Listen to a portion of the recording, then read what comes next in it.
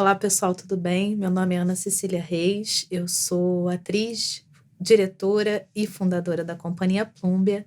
Esse é o terceiro vídeo da série Produzir e Realizar Caminhos para Criar uma Companhia Teatral. Nos vídeos anteriores, eu falei um pouquinho do que eu considero que é uma companhia teatral, formas de existir, né, a partir desse lugar mais independente, mais iniciante. E nesse terceiro vídeo, eu proponho uma reflexão sobre como produzir em tempos de crise. Pois não espere desse vídeo um método de produzir, porque enquanto eu estava pensando no que eu iria falar, eu fiquei muito pensando que produzir, que eu quero dizer, não está ligado à produtividade em tempos de crise. Porque a gente está sendo atravessado, principalmente agora, em 2021, por uma pandemia, mas que às vezes nós também somos atravessados por outras crises, né? Muitas vezes são crises criativas, são crises existenciais, crises financeiras, e a gente vive num sistema que cobra o tempo todo que a gente produza. E a gente vive num sistema onde quem não produz é inútil e que não tem lugar no mundo para quem não produz. E eu não concordo com isso porque eu acho que nós não somos máquinas. E é exatamente, a gente precisa de um espaço onde a gente se permita não fazer, muitas vezes. Então, quando eu digo produzir em tempos de crise, eu proponho mais um pensamento de um resgate do que faz com que a gente tenha estímulo de estar vivo. Isso, para mim, é ser produtivo. Mas essa produtividade cruel de você sempre apresentar resultado, de você estar num sistema meritocrata, onde a pessoa vai falar porque o outro é melhor do que você, porque você ficou dormindo, porque você não fez nada, não é nesse tipo de produtividade que eu quero falar, né? Para quem é especificamente da área do teatro, parar foi muito difícil, porque nós somos artistas do contato. Fazer teatro é essencialmente estar em contato. É o trabalho da presença física, né? A gente não faz cinema, a gente não grava coisas, nosso trabalho é o momento. Então, o que aconteceu quando surgiu essa crise, né? Falando pessoalmente, foi o primeiro momento, desde que eu tenho 11 anos de idade, que eu comecei a fazer teatro, que eu falei, meu Deus, eu não vou poder fazer teatro. Porque eu sempre pensei teatro, mesmo quando eu não estava em cena, eu estava estudando, eu estava ensaiando, eu estava vendo, assistindo teatro, e tiraram o teatro de mim. Então, a primeira coisa que eu pensei foi, acabou. O que eu vou fazer? O que eu sou, né? Se me tiram o meu fazer, o que eu posso fazer, né? E aí, a primeira reflexão que eu proponho, e que me foi dada também, é o seguinte: você não é o que você faz. Você só faz o que você faz pelo que você é. Como assim? Antes de eu escolher fazer teatro, existia uma vontade dentro de mim que me levou a fazer teatro. Essa vontade ainda existe, mesmo que eu não faça teatro. Eu posso, dentro da minha vontade de contar histórias, de comunicar, de despertar o sensível, eu posso encontrar isso em outras formas de agir. Sou eu que escolhi o teatro, não foi o teatro que disse quem eu sou. Isso é uma reflexão muito importante, porque às vezes a gente trabalha tanto que a gente esquece que não é o trabalho que faz a nossa personalidade, mas que foi a nossa personalidade que escolheu o trabalho que a gente faz. Então, ficar sem fazer teatro esses primeiros meses, né, quando toda essa loucura aconteceu e ainda está acontecendo nesse momento, né, a gente está falando de morte, a gente está falando de doença, a gente está falando de fome, de miséria. Então, estar num lugar onde a gente pode se dar uma pausa é um lugar de privilégio, né? Mas não deixa de ser doloroso para quem sempre trabalhou dentro de uma área estar parado, né? Existe uma dor que é a dor da sobrevivência cotidiana e existe uma dor que parte da nossa própria existência no mundo, que também não pode ser desmerecida, né? Então, o que acontece? Pensar que o que você produzia presencialmente antes da pandemia acontecer ainda está dentro de você, mas foram tiradas algumas ferramentas, né? E aí, primeiro de tudo, é pensar assim: as pessoas têm uma mania de falar assim: isso na teoria é muito fácil, mas na prática, como se teoria e prática fossem coisas separadas, ou que uma tivesse mais valor e a outra não. Pensamento é ação. Pensar é um verbo. A gente tem a mania de achar que a gente só a prática é ação no mundo.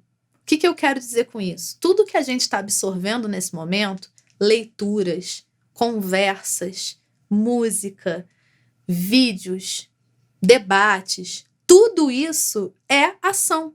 Você está, sim, produzindo. Você está, sim, se transformando. Não é porque você não está apresentando algo que você está inerte. Isso é uma separação que a gente faz porque a gente tem essa cultura muito maniqueísta de achar que é ou isso ou aquilo.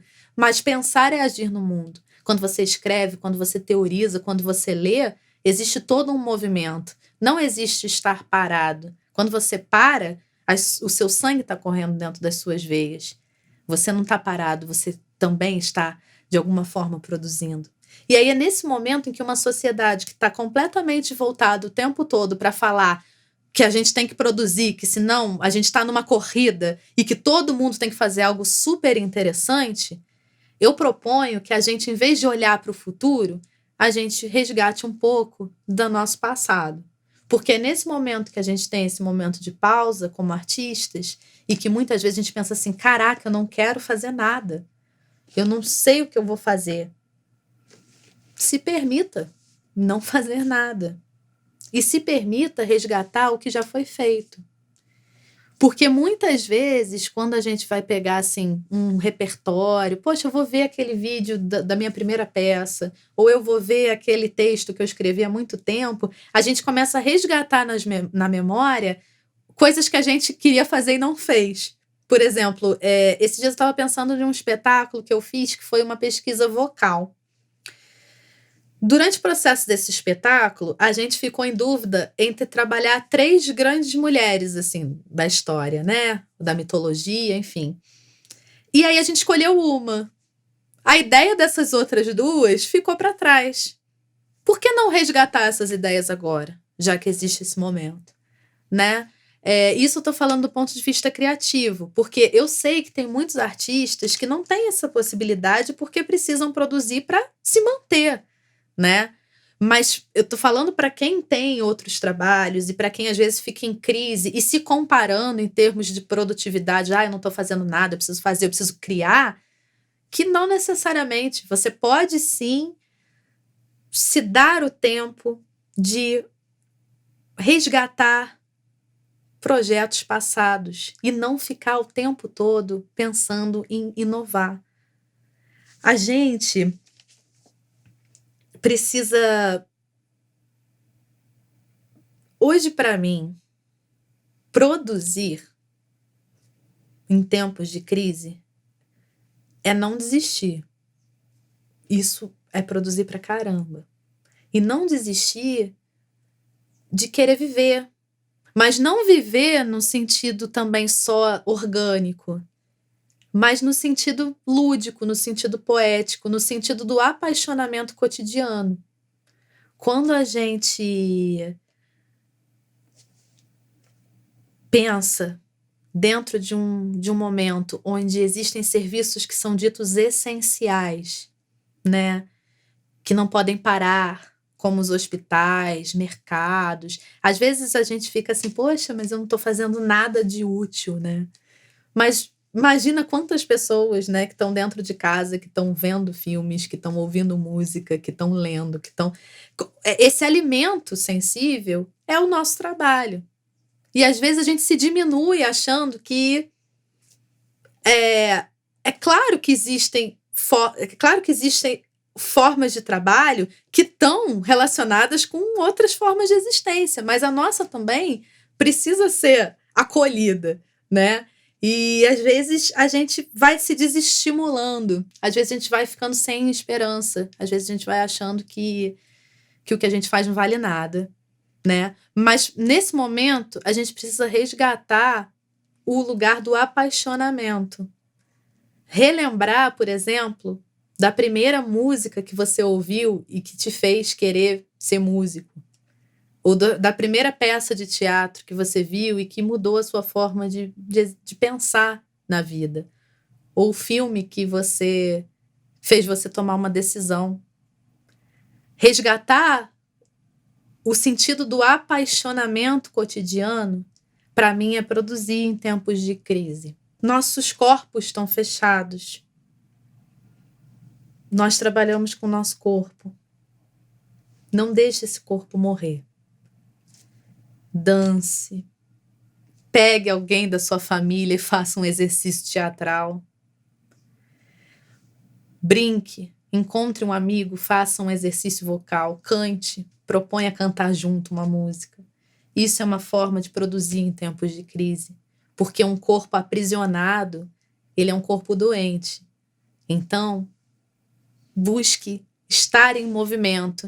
Mas claro que existe também o exercício, né? O exercício físico. Mas também tem esse exercício lúdico. Se você tem criança em casa, propõe um trabalho, um espetáculo teatral para essas crianças fazerem. Escreva um texto, faça uma poesia. Vai trabalhar. Por exemplo, você está ajudando uma pessoa com cesta básica. Bota um texto dentro dessa cesta básica. Coloca uma imagem, um quadro, um desenho bonito. As pessoas também precisam se alimentar de poesia, de sensibilidade, porque elas precisam gostar de estar vivas e não estar num movimento mecânico, sem sentido, né? Não gosto de coisas virtuais. Busque um fazer fora do virtual. É possível, mesmo sem colocar as pessoas em risco. Por exemplo, bote um figurino e caminhe pela rua. Isso já é performático. Cante na sua janela, ou se você é músico, toque algo e coloque para as pessoas ouvirem. Declame uma poesia, escreva uma carta para alguém. Isso é fugir do virtual. Isso também é uma forma de produzir arte e retornar à materialidade. Se permita o silêncio. Também é uma forma de escuta muito grande. E esteja atento que a gente está num lugar, a gente está atingindo um momento do intolerável. A gente está sufocado. E é exatamente nesse sufocamento, quando alguma coisa nos impede de agir, que a gente consegue impulsionar para outra direção. Algo precisa ser esgotado na gente. E a gente não pode ter medo disso. A gente não pode ter medo de chegar no nosso limite, porque é a partir do nosso limite que a gente vai poder ser diferente. Então, esse não é um vídeo que vai te ensinar comportamento de como produzir. Esse é só um vídeo que busca trazer um momento de respiro, de força e de pensamento para dizer, poxa, a gente tá junto e estamos todos buscando formas de continuar apaixonados pela vida, porque a vida é muito importante. A vida vale muito, muito, muito mais do que um mero prazer momentâneo e egoísta. É assim que eu finalizo essa série desses 3 vídeos, falando sobre coisas que eu sou apaixonada, né? trabalho de grupo, formas de resistir, independente de qualquer coisa, e esse pensamento de liberdade dentro de um sistema que nos sufoca. Ache os seus espaços de liberdade, porque fazer teatro já é ser contra a cultura atualmente. Numa cultura de mercado, numa cultura de virtualidade, de produtividade, de produto, você se dedicar e dedicar 1 hora para estar vendo alguém sem fazer mais nada, 1 hora de presença absoluta num sistema onde tudo é simultâneo, você já está sendo rebelde. Então seja mais rebelde ainda nesse momento e resista. Não se deixe levar e acredite nessa poesia do fazer, que é o teatro. Muito obrigada. Até a próxima. Se vocês gostaram, sigam a companhia. A gente sempre fala um pouquinho sobre o que nos atravessa, com textos, vídeos e pessoas que nos inspiram. Então, é isso. Até a próxima. Obrigada.